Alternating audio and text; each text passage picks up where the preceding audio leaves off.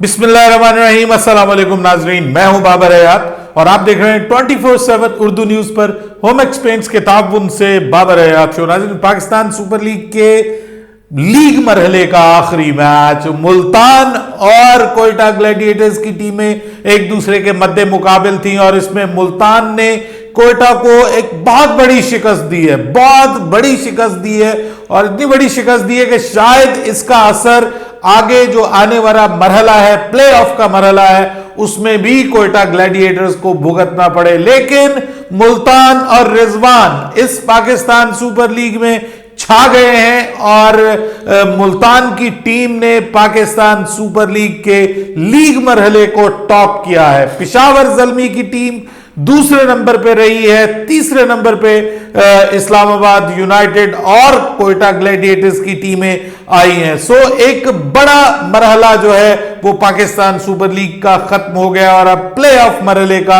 आगाज होने जा रहा है। उसमें कौन कौन सी टीमें एक दूसरे के साथ मद्दे मुकाबिल होने जा रही हैं, जो क्वालिफायर है वो किन टीमों में है, जो एलिमिनेटर है वो किन टीमों में है, ये तो आगे चल के मैं आपको बताऊंगा ही। लेकिन असल बात ये करनी है कि पाकिस्तान सुपर लीग में मुल्तान की ये जो मौजूदा परफॉर्मेंस है, इसकी वजह क्या है और कौन इसके हकीकी मानों में जो परफॉर्मर्स हैं मुल्तान के लिए, वो कौन कौन लोग हैं जिनकी वजह से पाकिस्तान सुपर लीग के इस सीजन में एक बार फिर Multan top of the table है। तो उसमें मेरा जहां तक ख्याल है और मेरी राय है, एक तो सबसे अच्छी जो चीज मुल्तान ने की है वो टीम सिलेक्शन की है।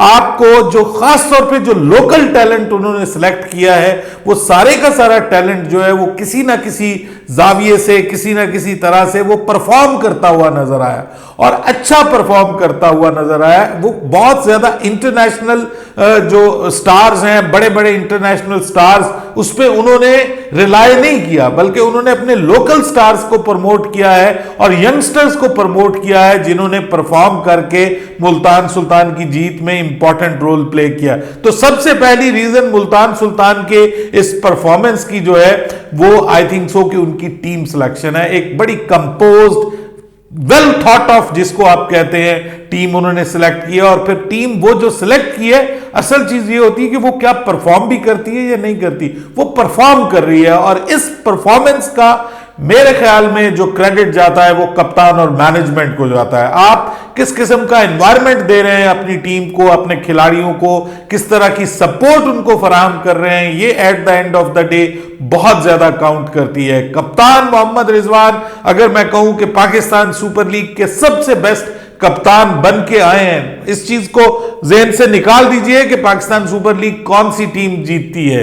लेकिन अगर आप मुकम्मल ऑब्जर्व करें सभी मैचेस को, जैसा कि हम शुरू से देखते आ रहे हैं, मोहम्मद रिजवान बतौर कप्तान बहुत शानदार परफॉर्म कर रहे हैं और वो ना सिर्फ खुद अपने ओन पे भी परफॉर्म कर रहे हैं, लीड फ्रॉम द फ्रंट करते हुए नजर आ रहे हैं। विकेट कीपिंग में आपने देखा कि बहुत बार ऐसा हुआ कि उन्होंने खुद विकेट कीपिंग नहीं की, वो फील्ड करते हुए नजर आए। विकेट कीपर किसी कीपिंग, दूसरे जो अवेलेबल विकेट कीपर्स थे उनके जिम्मे लगाई उन्होंने। और फिर जिस तरीके से इन द फील्ड वो अपनी टीम को लेके चली है, जिसको कहते हैं मार्शलिंग द ट्रूप्स, अपने फौजियों को जिस तरीके से उन्होंने लड़ाया है और जिस तरीके से आगे ले गए, ये असल में सिपा सलार की जिम्मेदारी होती है। इसी तरह ये क्रिकेट में ये कप्तान की जिम्मेदारी होती है कि वो उनका मोराल किस हद तक अप रखता है। हालांकि वो हारे भी हैं, लेकिन उसके बावजूद उन्होंने बाउंस बैक किया है और स्ट्रांगली बाउंस बैक किया है और अपनी टीम की जीत में important role I think so Mohammad Rizwan का है बतौर कप्तान के। उन्होंने बल्लेबाजी में भी परफॉर्म किया, जहां पे जरूरत पड़ी अपनी टीम को उन्होंने मैच विनिंग इनिंग्स भी खेली हैं। जैसे गुज़िश्ता रोज की जो इनिंग है वो अब देखिए, keeping the circumstances in mind के, जिस तरह से पिच थी, कोई बहुत आसान पिच नहीं थी, थोड़ी बॉल रुक के भी आ रही थी, बल्ले पे उस तरह से बॉल नहीं आ रही थी, स्लो पिच थी। लेकिन उसके ऊपर जब आप 180 प्लस रन्स बना लेते हैं तो आप मुखालिफ टीम को एक वार्निंग दे देते हैं कि मियां, अगर तुमने खेलना है, मुकाबला करना है, तो हमसे बेहतर करना पड़ेगा। और ऑलरेडी आप बेस्ट दे चुके होते हैं तो मुश्किल हो जाता है दूसरी टीम के लिए। तो मुल्तान सुल्तान जो है वो आई थिंक सो कि उनका ये एक एज रहा है कि उनके पास बड़ा तगड़ा कप्तान, तगड़ी टीम, बेहतर डिसीजन मेकिंग और अपना जो लोकल टैलेंट है उसको प्रमोट करना बहुत जबरदस्त है। उसामा मीर एक जबरदस्त किस्म के बॉलर के तौर पे सामने आए हैं, टॉप विकेट टेकर निकल के सामने आए हैं और मेरे ख्याल में इस पूरी पाकिस्तान सुपर लीग में वो बेस्ट स्पिनर के तौर पे सामने आए हैं। और ऑलराउंडर तो इतने अच्छे वो नहीं है, हालांकि हिट कर लेते, लेकिन फिर भी वो एक अच्छे ऑप्शन के तौर पे, मुतवाजी बॉलिंग ऑप्शन के तौर पे, विकेट टेकिंग ऑप्शन के तौर पे सामने आए हैं। आज के इस मैच में भी उन्होंने 3 विकेटें हासिल की और अपनी टीम के जीत में इंपॉर्टेंट रोल प्ले किया। फिर डेविड विली को मैं देखता हूं कि एक बहुत बड़ा फैक्टर बने हैं। वो स्टार्ट में जो उन्होंने बॉलिंग की है अपनी टीम के लिए और फिर जो डेथ ओवर्स में बॉलिंग की है, बड़ी तगड़ी बॉलिंग की है उन्होंने और अपनी टीम की जीत में उनका भी इंपॉर्टेंट रोल है। सो जो एक बाहर से बंदा उन्होंने हायर किया इंग्लैंड का, डेविड विली, तजुर्बाकार, उसको भी बड़ा थॉट ऑफ तरीके से उन्होंने हायर किया है अपने इस सीजन के लिए और उसने बहुत जबरदस्त पे किया। फिर ओवरऑल आप देख लीजिए, मोहम्मद उस्मान जो है, उस्मान खान, कितना जबरदस्त वो खेले हैं। क्या उस तरह से वो बड़ा नाम नहीं था, लेकिन उन्होंने उसको ना सिर्फ खिलाया बल्कि हर मैच ऑलमोस्ट खिलाया और उसके ऊपर रिलाय किया और उसने फिर 2 सेंचुरियां करके दी। तो ये बहुत जबरदस्त है। इवन खुशदिल शाह जो है, आप देखिए कि उसको बॉलिंग के तौर पे, बॉलिंग उसकी जो एबिलिटी है उसको इस्तेमाल किया गया और कहीं पे उसकी बैटिंग भी नजर आई हल्की फुल्की आपको। लेकिन मैं समझता हूं कि बहुत बड़ा रोल इफ्तिखार अहमद ने जो है वो निभाया है मुल्तान सुल्तान की जानिब से।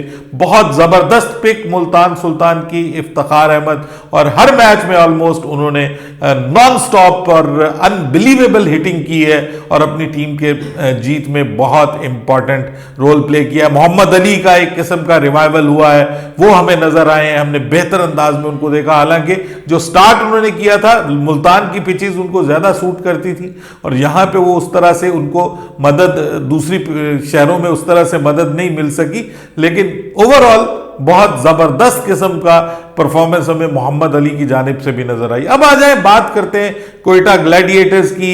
आखिरी मैच था, क्वेटा ग्लैडिएटर्स ये जीत के क्वालिफायर में अपनी जगह बना सकते थे, लेकिन ऐसा नहीं हो सका। और क्वेटा ग्लैडिएटर्स में ऐसा लगता है मुझे कि कहीं ना कहीं कप्तान की अपनी फॉर्म जो है, रायली रूसो को कप्तान तो बना दिया गया, लेकिन कप्तान की अपनी फॉर्म जो है वो एक बहुत बड़ा मसला रही है। जिन जिन टीमों में कप्तान परफॉर्म नहीं कर सके, उन टीमों का भी हालात मसले खराब रहे हैं उन टीमों के भी। जैसे आप देखिए कि लाहौर कलंदर्स कप्तान परफॉर्म नहीं कर पा रहा था, कराची किंग्स का कप्तान परफॉर्म नहीं कर रहा था, और जो क्वेटा ग्लैडिएटर्स है उसके साथ भी ऑलमोस्ट यही मसला है कि उनका भी कप्तान बजाते खुद परफॉर्म नहीं कर पा रहा था। कप्तान चेंज किया था बेहतरी लाने के लिए, सरफराज को बाहर तक बिठा दिया।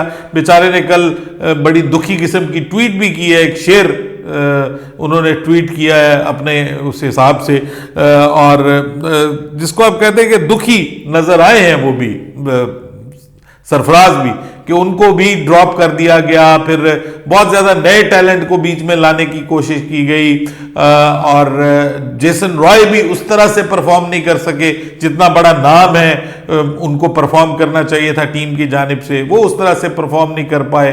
फास्ट बॉलिंग में भी आपने पता है मोहम्मद आमिर ने तो बहुत अच्छा खेला है, लेकिन दूसरी तरफ उनका साथ उस तरह से निभाया नहीं जा सका। हालांकि मोहम्मद वसीम जूनियर जो है वो हमें अच्छा परफॉर्म करते हुए नजर आए, लेकिन मेजर डिफरेंस मुझे यही नजर आ रहा है कि जब कप्तान खुद परफॉर्म नहीं करता तो वो फिर दूसरों के ऊपर उस तरह से अपनी अथॉरिटी जो है वो असर्ट नहीं कर पाता। क्वेटा ग्लैडिएटर्स बहरहाल पहुंच गए हैं, 4थे नंबर पे हैं पाकिस्तान सुपर लीग के पॉइंट्स टेबल पे। सो एलिमिनेटर खेलेंगे, क्वालिफायर में नहीं पहुंच सके, ये उनके लिए बहुत बड़ा मौका होता, वो क्वालिफायर में पहुंच सकते थे। बहरहाल मुल्तान सुल्तान पहले नंबर पे, पेशावर ज़ल्मी दूसरे नंबर पे। पहला जो क्वालिफायर कल खेला जाएगा, क्वालिफायर होगा एक ही होता है, तो ये इन दो टीमों के दरमियान खेला जाएगा। जो टीम जीतेगी वो सीधी फाइनल पहुंच जाएगी और जो टीम हार जाएगी वो फिर एलिमिनेटर खेलेगी।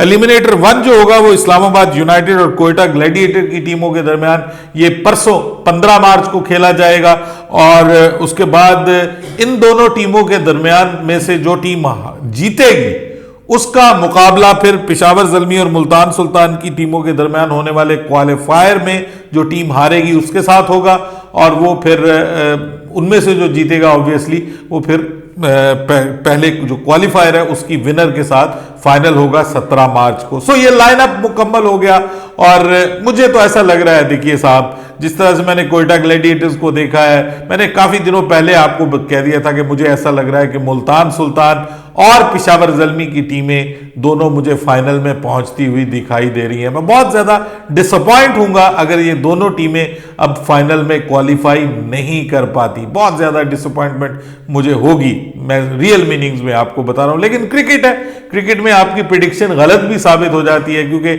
जिस दिन ये मैच हो रहा होता है असल में उस दिन क्या किस तरह से पिच खेलती है, क्या टॉसेस होते हैं, क्या मतलब प्लेयर्स कौन से अवेलेबल होते हैं, बहुत सारी चीज़ें काउंट करती हैं। हमने तो अपनी एक गट फीलिंग बतानी होती है। तो मेरे ख्याल में मुझे ऐसा लग रहा है कि अगर कोई टीम को थोड़ा सा डिस्टर्ब करती हुई मुझे नज़र आ रही है ना, तो वो मुझे इस्लामाबाद यूनाइटेड की टीम नज़र आ रही है कि वो मुमकिन है कि वो एलिमिनेटर में जाके ना, एलिमिनेटर 2 में जाके, क्योंकि एलिमिनेटर 1 तो मुझे वो जीतती हुई नज़र आ रही है कोयटा के अगेंस्ट, कोयटा मुझे एलिमिनेट होती हुई नज़र आ रही है।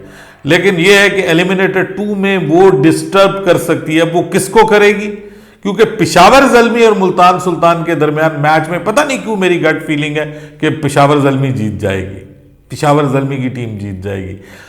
गट फीलिंग है, हालांकि जीतना मुल्तान को ही चाहिए, क्योंकि जिस तरह से उन्होंने अभी तक पीएसएल खेला है वो जीतना उनको चाहिए। लेकिन ज़ल्मी की टीम भी बड़ी ज़बरदस्त इस वक्त बूम में है, तो देखते हैं। बड़ा इनका जो क्वालिफायर है वो बहुत मज़े का होने जा रहा है, वो बड़ा तगड़ा मैच होने जा रहा है मुल्तान और पेशावर ज़ल्मी के दरमियान, और उसके बाद फिर हम एलिमिनेटर की तरफ बढ़ेंगे। आपके ख्याल में फाइनल किन दो टीमों के दरमियान होगा, ये मुझे ज़रूर बताइएगा, अपनी राय दीजिएगा कमेंट्स में। बाबर हयात को इजाज़त दीजिएगा, अल्लाह हाफिज़।